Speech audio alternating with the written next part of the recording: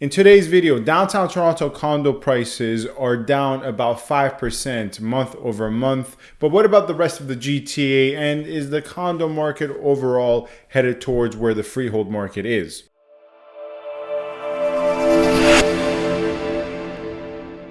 Hello everyone, this is Sam from SaberiSixRealEstate and Remax Realtron Realty Inc. As always, back with another video for you guys here today. As always, you can find my contact information in the description box with regards to my office information and address, and where you can get in touch with me via TikTok and Instagram as well. Feel free to get in touch with me with any questions you may have with regards to topics covered in this video or topics covered in other videos as well. And as always, if you want to do a little bit of your own research and homework before you get in touch with me, feel free to just simply enter my name into Google my name, find my Google reviews and go through them before you get in touch with me. Enough of all that stuff.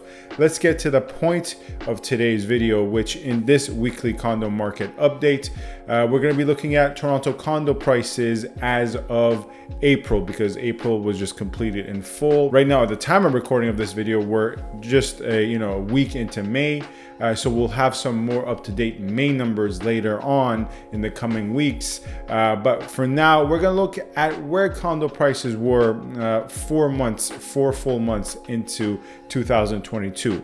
And off the bat, in the downtown core, which we are designating as C1 and C8, condo prices are down about 5%. As I always say, if you don't know what C1 or C8 refers to, feel free to go find a link to the TREP maps in the description box. C1 is more central to western downtown. C8 is more so central to eastern downtown, and a little bit even less central than C1. Nonetheless, when we break it down to these two sides of downtown Toronto, C1, for instance, in terms of average sold price in the month of March was $891,000. This was a tremendous increase from February. February, the average sold price in the same area for condos was $830,000. So a $60,000 increase in dollar amount from February to March. And this occurred much like other areas that I could go through, where February to March we saw a big jump against the backdrop of freehold prices falling in the same month. But that's February to March. We've already discussed that in the past. But here we're going to focus on March to April, where the price went from the aforementioned $891 in terms of average sold price across all condo types in the downtown Toronto condo market in C1, down to the average sold price of $854,000. So essentially we can say that C1 saw a drop of 4% in average sold prices, going from the aforementioned $891 in March to now $854 in April. And C8 shows us much of the same story. From February to March, we saw a tremendous jump of 7% in average sold prices, but from March to April, a drop, but a more minor drop in comparison to C1, wherein the average sold price dropped about 1% from March to April, going from $866,000 in average sold price in March to about $856 in April. Now that's just downtown. If we take a look at GTA at large, which accounts for condos anywhere from Newmarket to C1 downtown to Scarborough, where else? Richmond Hill, Vaughan, basically the greater Toronto area, right?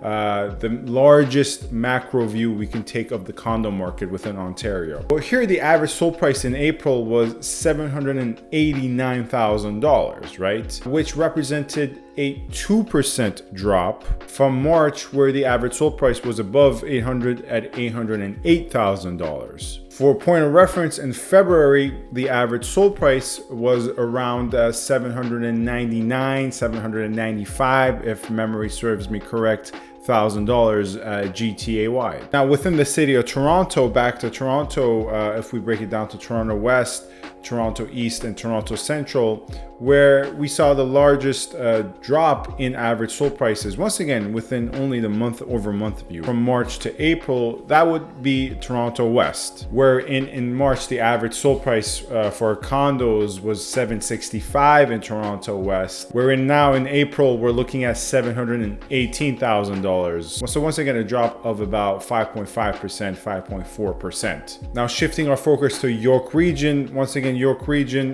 much of the same story, down month over month from March and April as well. I won't go through those numbers, but they'll be on the screen so you can take a look at them because this would be too long of a video. But the point here is that the condo market, right, has started to soften a bit insofar as April numbers are concerned, and we're looking within the immediate first couple of months of 2022.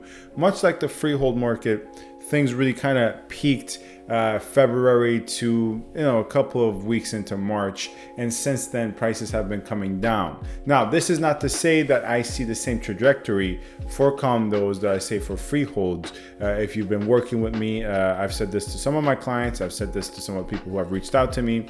I think within the short term, condominiums in midst of the growing interest rates, one of which is actually going to come up shortly as well. To the best of my knowledge, that is when the next installment is June 1st once again. As I've said to many of my clients, and I've said in the videos in the past, I do believe condos will still hold up a bit better than freehold detached or freehold properties overall. And the reason I'm a little bit more optimistic about condos in the short term as compared to freeholds obviously is because condominiums, of course, are more affordable. They're in the lower price ranges, right? So variable, if you're going for variable, is going to hurt you a bit less for a typical condo than it is for a freehold detached. So even in a softening market, I see condos maintaining a little bit more demand. I have a poll up on my channel asking the same question of you, what your outlook is on the condo market for the remainder of 2022. Maybe I'll make a more in-depth video on the more projection side of things. But thus far, I can say that condominiums have dipped according to April numbers, but still have held up a bit better than freeholds. And let's make one thing clear because I don't want to convey the wrong message. We are looking at these price drops within a month over month view within the first couple of months, really the first 4 full months of 2022, because if we were to adopt a year over year view, well, prices are still far higher than 2021. So essentially, and I know this is not a freehold related video, go watch my previous video for that. Freehold prices have only returned to January levels, right? Similarly with condominiums, this small minor dip into April, these prices are still closer to the prices we saw in February. March was really the peak for most condo areas. If you bought in late 2021, summer of 2021, for the most part, 90 times out of 100, you're still far ahead of the market. Anyways, let me know if you have any further questions in the comments or get in touch with me via my Gmail, my office information, and my social media. Feel free to ask your questions there as well. As always, thank you very much for watching. Stay safe and stay tuned. Thank you.